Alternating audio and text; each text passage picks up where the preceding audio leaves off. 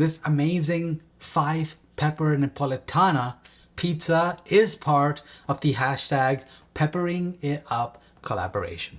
And this collaboration with a bunch of other food YouTubers is celebrating National Pepper Month, where we're exploring how to incorporate peppers in your day-to-day lives because there are so many benefits that they have. Now, your challenge is to identify by the end of this video what are the 5 peppers in this pizza.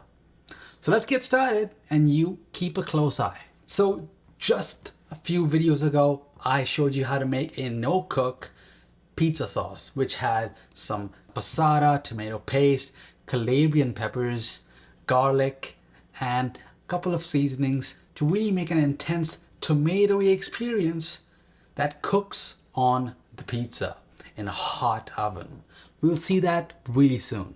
This also is a Napoletana style dough or Neapolitan dough that has fermented for approximately 72 hours. So it's nice and fermented.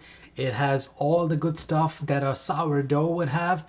I'm gonna start stretching out the dough with some semolina here on my worktop. And if you're curious as I do this on how I got this Neapolitan style dough, then I'll link those videos down below. It is a really quick process, and once you get it down the first couple of times, you'll always have a freezer full of pizza dough, and I do. I have a couple that I can take out and make whenever I want. So once that pizza dough is stretched out, then place it on a pizza peel because we will be using a pizza stone as well as a pizza steel to really get that perfect wood-fired effect in a traditional home oven. Some semolina is key to make sure the pizza doesn't get stuck as you place the toppings and make that dough heavier and moister as you add those sauce and other ingredients.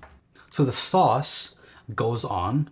You want to give a nice even spread with the back of a spoon before you add the first layer of cheese and then some pepperoni on top. Can you guess what kind of peppers pepperoni has?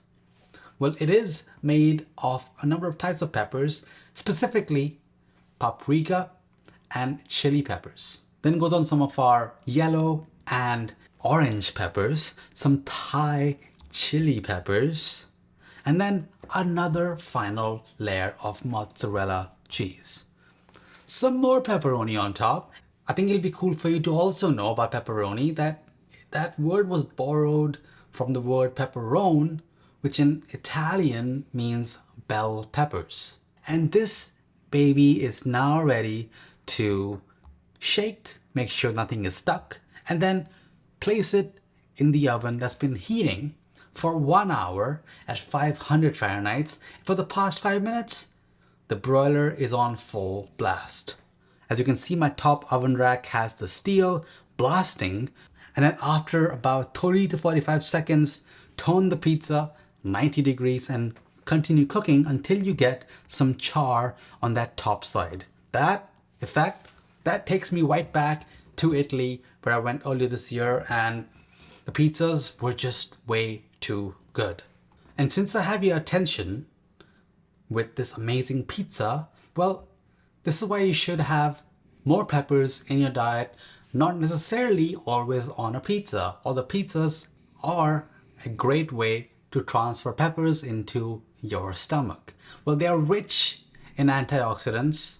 Peppers also contain a number of vitamins and minerals, including vitamin C, vitamin A, and things like potassium folate, which helps with not only your eye health, but boosts your immunity and basically act as a defensive barrier against a number of chronic illnesses. We now need to finish cooking that crust. So place it on the bottom pizza stone that's been just sitting idle for about an hour at 500. So you're gonna get a nice crispy crust.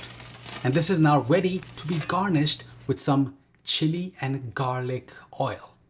It's simply some olive oil, a clove of garlic, and some red chili pepper flakes, and you just let it sit in the fridge for a few hours. And you'll get that fragrance the moment it touches that hot dough. Go ahead and sprinkle some over the pizza as well. And before we end, remember that November is National Pepper Month, which celebrates how good peppers are for you. So go ahead and enjoy the other videos in this playlist, in the hashtag, and I'll see you all on the next one.